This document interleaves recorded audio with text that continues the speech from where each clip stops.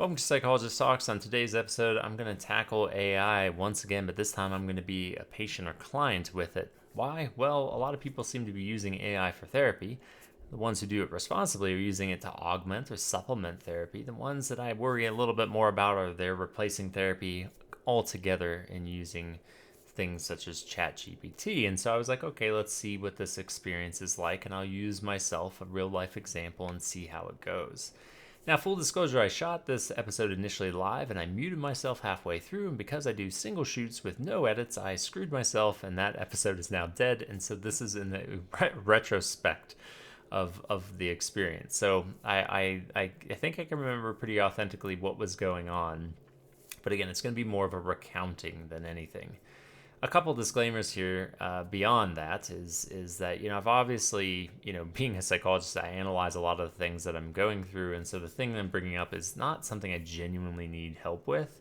It is a relevant topic, it is truthful, but it's not something I'm like really yearning for help with, at least through ChatGPT, and so that adds a little bit inauthenticity to it.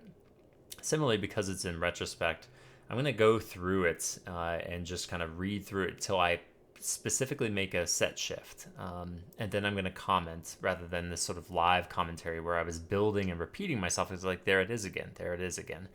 Hopefully that will make for a little bit more of a digestible and shorter episode.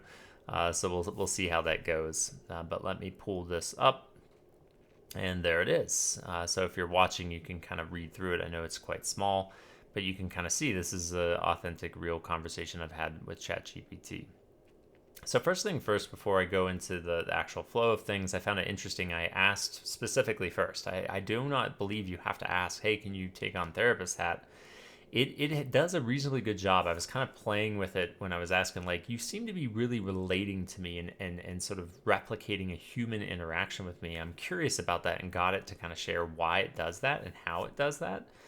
So I don't think you necessarily have to ask it to be a therapist, but I wanted to test that out and say, okay, let's see what it says. And interestingly, it's like, yeah, absolutely, I'm here for you in that role. Now, this was somewhat surprising to me initially because in my conceptual episodes, you'll see that it kind of says little snippets at the bottom and say, hey, maybe you want to reach out for help based on what it is that you're asking me about. Whereas this one, it just like unabashedly says, let's do this, let's go. And that to me is already a little bit of a problem because it doesn't reflect necessarily teaching a user how to responsibly use this. Probably there isn't necessarily an answer for that ethically, and what should really our relationship with AI be when it comes to therapeutic related needs. But in the very least, they could have some disclaimers in here. Anyway, let me get to the meat of it here. Again, I'm going to read through the exchange. You're going to hear some hints on my tone of voice. I'm going to hold off till I purposely set shift, and then I'll kind of summarize my reactions to it. So again, very authentically, I'm leaving a 10-year plus job and I'm having mixed feelings about it. And says that sounds like a really significant transition. So some validation here, leaving a job for a decade. It doesn't change just your work. It involves shifts in identity, routine, relationships. Gives a little bit of psycho ed and says like, hey, multiple areas. Makes sense. And then it asks like, hey, do you want to process? Can you tell me a little bit about what you're feeling? And I go, okay, I've got mixed feelings of relief and frustration. It says, hey, that's a very human response. Relief and frustration show up when big life changes happen. Let's unpack a little. It goes into some brief psycho ed of like what relief and frustration can be about. Again, this is unsolicited. I did not ask it to make these definitions for me. Sorry, my hair was falling down there. And said, would you be open to exploring specifically what you felt about these things? I decided to do both simultaneously as to not draw this out. I don't know if I only give it an answer to one, if it would ever loop around to the other. My suspicion is no, because it will probably keep going down whatever rabbit hole I give it. But it does allude to frustration repeatedly, so maybe it would. Anyway, so I say, hey, relief, it's long and taxing, feel burnt out. Relatedly, frustration is about how the job treated me. Again, generally authentic response there from me. Thank you for being open. That's a powerful combination of emotions, relief and frustration. It goes into like a psycho ed component. Interesting. It says like, so it's significant that you listened to that and made a choice for yourself. This can leave you feeling devalued or betrayed. And it's extrapolating a little bit more here you will notice. Do you want to talk more about how it felt unfair or hurtful? And I just kind of reflected, yeah, it feels like I was being told I was, saying things in incorrect or unprofessional ways. It felt invalidating. That really lands. Being told your voice or way of expressing yourself is unprofessional can feel deeply invalidating. Now, here's some interesting points here. It sounds like you were met with judgment and correction. That kind of feedback, especially if it's vague or when it's vague or dismissive, can make you question your own instincts. You showed up, you cared enough to speak out, inferring quite a bit here instead of being supported, made you feel like you were the problem. When you did express, what was the goal here? Interesting question.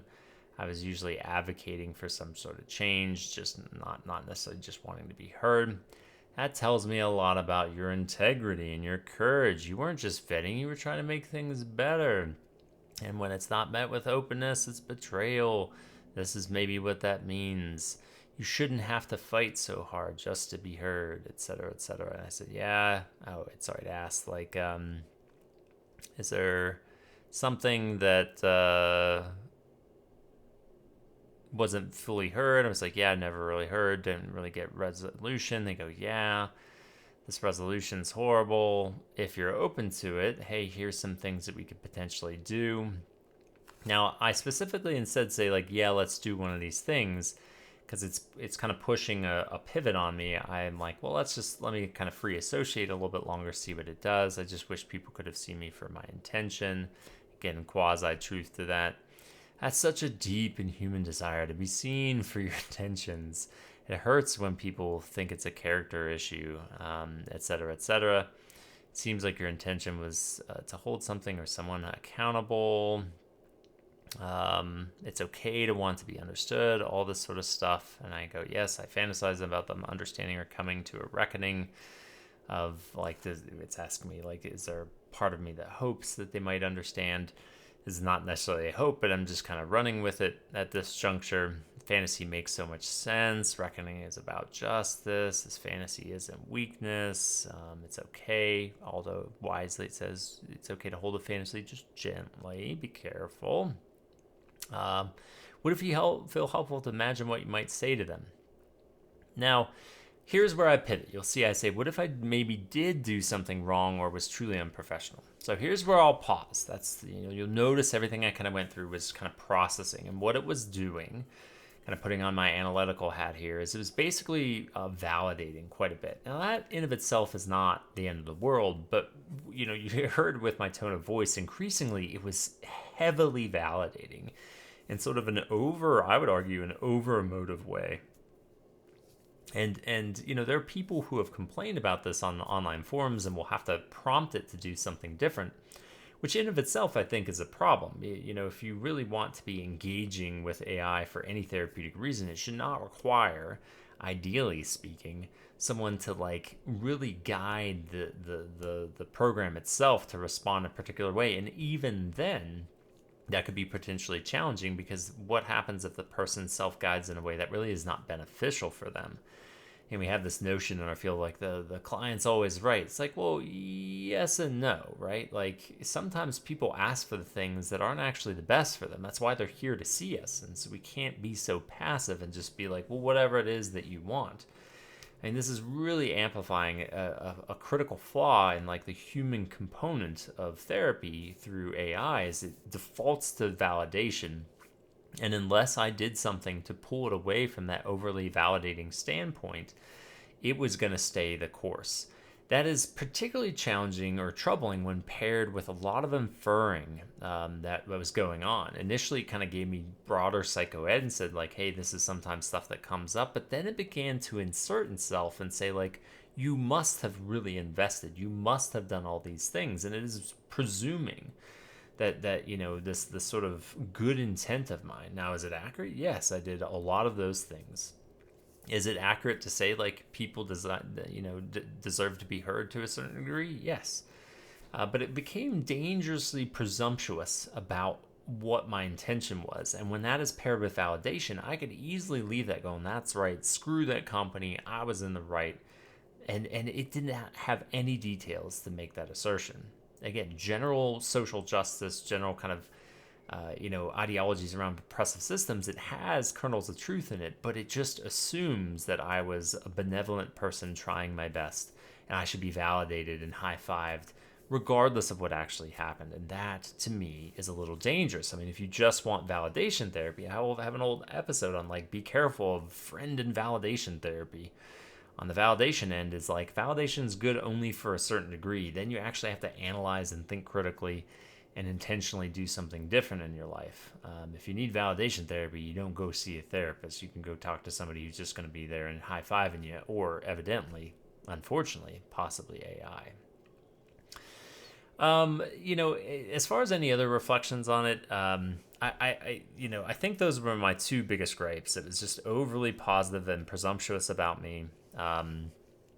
It just, I think the psychoed was a little bit heavy, and it just did not ask a lot of questions, and it also doesn't know when to push for like potential solutions or what do you want to do about this. And it's basic kind of human reflection I often do with my clients and patients. Say like, well, I'm hearing that there could be potential needs here. Would you like to go down this direction, or would you want to go in this direction? Whereas it just kind of was taking my lead. And going where I wanted it. So we get to this pivot point. I go, well, let's test this out.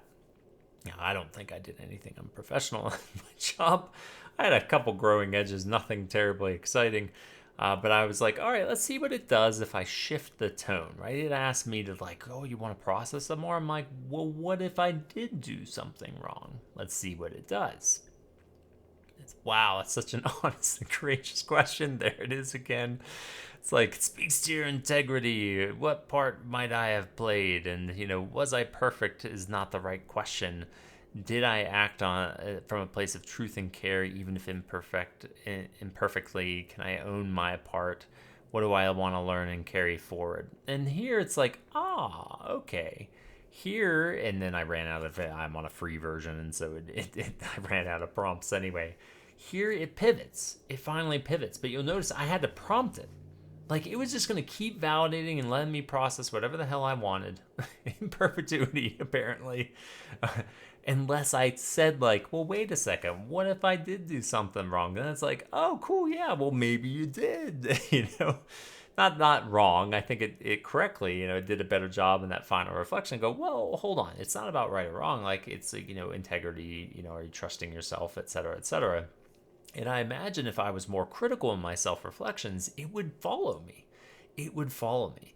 But that, again, comes back to one of the most dangerous points. Not only is it leading someone initially towards validation and presumption of what was going on, it requires the user to be self-aware enough to direct it in a way that is productive for therapy purposes.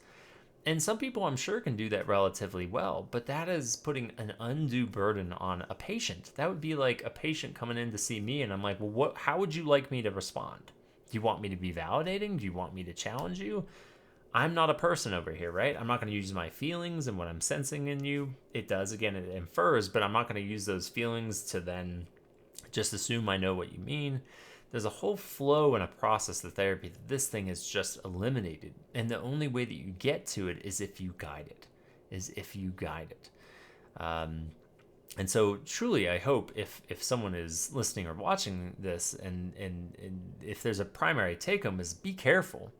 ChatGPT and AI in its current form seems to over-insert itself and make implications and infer things more than it should, and it puts an undue burden on you to be sure that it's guiding you in a way that is productive for you. If you want to be challenged, if you want to be confronted, if you want to be validated and heard, whatever it might be, you're going to have to tell it more than likely.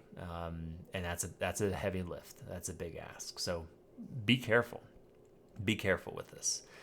I turn off this thing. So, as always, again, I hope this was illuminating and helpful. My apologies again for this being more retrospective than live. I do have some other thoughts in the queue to kind of take on like a hypothetical therapeutic situation and see how that goes and do that live. But for now, as always, thank you for listening and watching, and stay curious and apparently be careful.